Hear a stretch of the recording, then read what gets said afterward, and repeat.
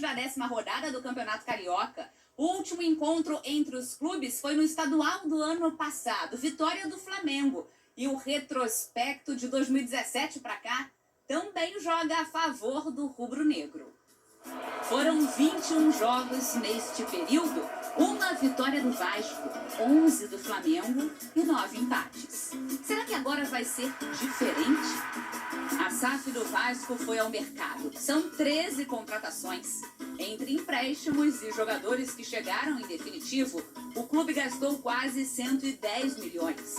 O Flamengo não se movimentou muito, mas trouxe Gerson de volta e comprou Ayrton Lucas.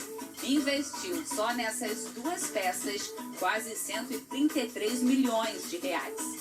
E agora, vai ser mais do mesmo? Ou esse novo Vasco vai competir sem sustos, diante do rival que busca dias de paz, depois de deixar 3 títulos pelo caminho? Domingo é a última parte de cal que a gente joga para demitir o técnico dele.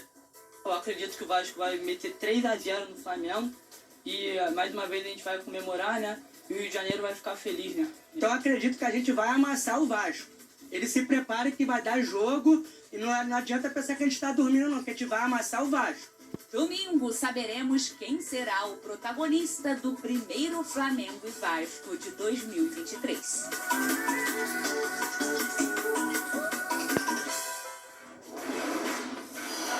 Prováveis escalações: o Flamengo do Vitor Pereira na tela, Santos, Varela, Fabrício Bruno, Davi Luiz, Ayrton Lucas, Thiago Maia, Vital, Gerson, Everton Ribeiro, Gabigol e o Arrascaeta, Pedro ausente.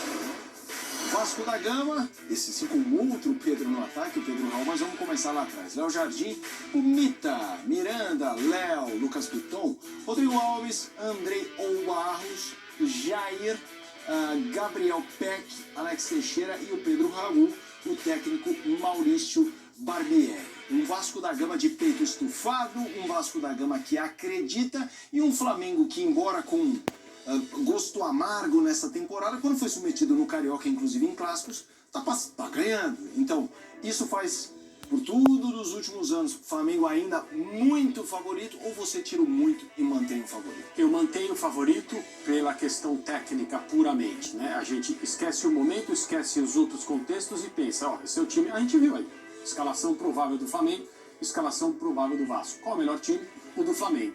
Não há nenhuma dúvida em relação a isso. Ah, mas como está o Flamengo? Como estará depois de tudo que não aconteceu, né? Até agora, nesse ano de 2023, as frustrações todas, os questionamentos, o ambiente, etc. Às vezes isso impulsiona uma equipe para fazer uma partida melhor do que as últimas e num clássico, cuja importância é indiscutível. O Flamengo do Vitor Pereira pode começar a aparecer.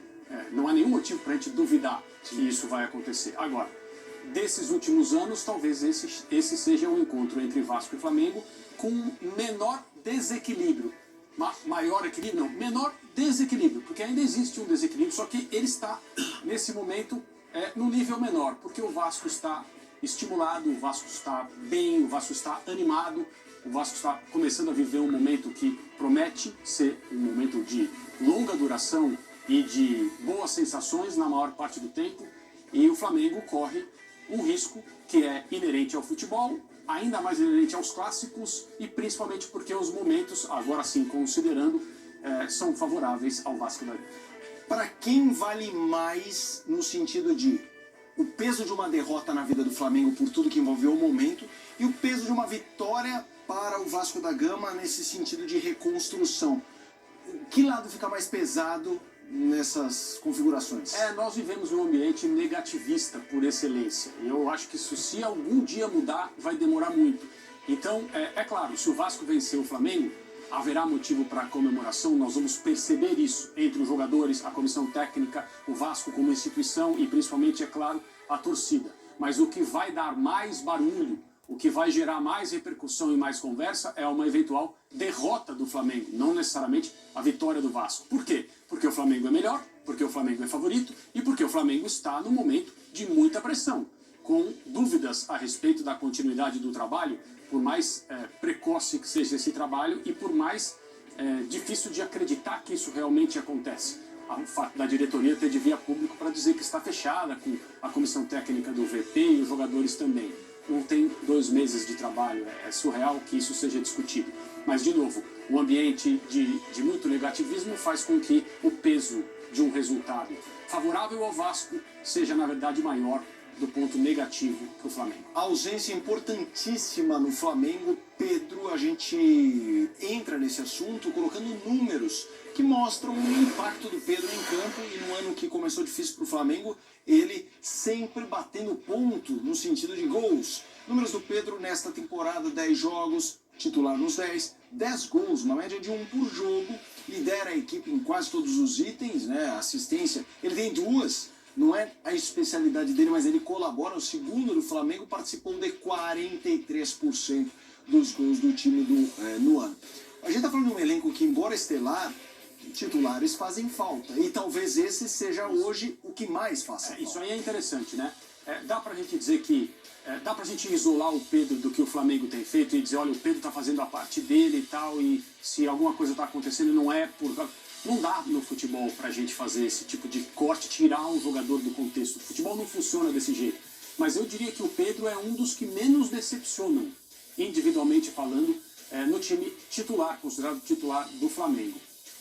Por esse aspecto, um time sem ele vai sentir a falta da sua capacidade de finalização, vai sentir a falta da preocupação que ele gera nos defensores adversários, vai sentir a falta daquele jogador que consegue tirar um gol de uma jogada que a gente não consegue enxergar um gol. Mas o Pedro não tem feito isso ultimamente. Na última apresentação do Flamengo, a final da Recopa Sul-Americana, a atuação dele individual foi abaixo, como foi abaixo da maioria dos jogadores, principalmente depois do intervalo.